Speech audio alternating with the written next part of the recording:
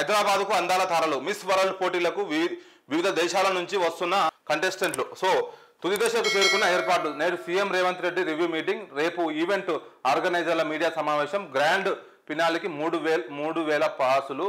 హైదరాబాద్లో నిన్న శంషాబాద్ ఎయిర్పోర్ట్లో మిస్ బ్రెజిల్ జెస్సికా సాండ్జో పెద్కోస్కో స్వాగతం పలుకుతున్న పెళ్లి కళాకారులు.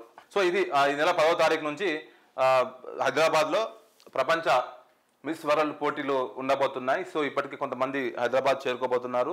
సో నేడు సీఎం ముఖ్యమంత్రి రేవంత్ రెడ్డి రివ్యూ మీటింగ్ నిర్వహిస్తున్నారు. సో రేపు ఈవెంట్లు ఆర్గనైజర్ల మీడియా సమావేశం కూడా ఉండబోతుంది. సో ప్రపంచాన్ని ఆకర్షించేందుకు హైదరాబాద్ పెట్టుబడుల లక్ష్యంగా ఈ ప్రపంచ మిస్ వరల్డ్ పోటీలు అయితే రాష్ట్ర ప్రభుత్వం నిర్వహిస్తుంది. దీని పక్క బీఆర్ఎస్ పార్టీ, అటు బీజేపీ దీన్ని పెద్ద విమర్శలు చేస్తున్నాయి.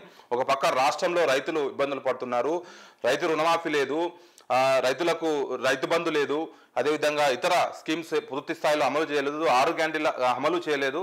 సో అందరూ ప్రజలు ఇబ్బందులు పడుతుంటే ఈ మిస్ వరల్డ్ పోటీలు పెట్టి ఏం ఉద్ధరిస్తారంటూ అటు బీజేపీ ఇటు బీఆర్ఎస్ నాయకులు పెద్ద ఎత్తున విమర్శలు చేస్తున్నారు. సో రాష్ట్ర ప్రభుత్వం మాత్రం దీనివల్ల రాష్ట్రానికి పెట్టుబడులు వస్తాయి, పెట్టుబడులు రావడం వల్ల రాష్ట్రానికి ఆదాయం పెరుగుతుంది, హైదరాబాదు ప్రపంచ స్థాయికి అంటే ప్రపంచానికి చూపించే విధంగా ఉంటుంది. సో అందుకు సంబంధించిన ఏర్పాట్లు. సో ఇప్పటికే అధికారులంతా వాళ్ళని రిసీవ్ చేసుకోవాలి, వాళ్ళు హోటల్లో పెట్టాలి. వాళ్ళకి సంబంధించిన హైదరాబాద్తో పాటు తెలంగాణకు సంబంధించిన ప్రధానమైన హెరిటేజ్ సంబంధించిన ప్లేస్లు ఉంటావు అవన్నీ వీళ్ళకు చూపించి తెలంగాణ ఎంత అభివృద్ధి చెందింది, హైదరాబాద్ ఎంత అభివృద్ధి చెందింది అనేది చూపించి హైదరాబాద్ ఈజ్ గ్లోబల్ సిటీ అనేది చెప్పే విధంగా ఈ మిస్ వరల్డ్ పోటీలు ఉండబోతున్నట్లు రాష్ట్ర ప్రభుత్వం చెప్పింది. మరి ఈ పోటీలు ఎలా ఉంటాయో మాత్రం మనం 10వ తారీఖు వరకు వేచి చూడాల్సిన అవసరం ఉంది. సో